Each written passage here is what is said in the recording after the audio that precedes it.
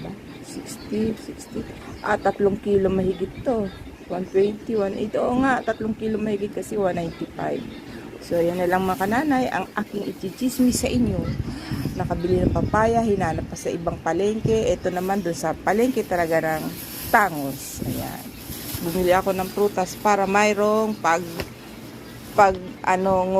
kukut-kutin pagka naiinip sa bahay. Prutas na lang, wag mga sichiriano mga kananay. Mas maganda pa yan sa ating katawan. Lalo na sa may mga edad. Kumain ng maraming prutas, wag susobra dahil masama. Ako diabetic ako pero control ako sa pagkain ng prutas. Hindi ko kinakain lahat po yun ha. Kalahating pisngi lang. Ito naman, ilang kain to.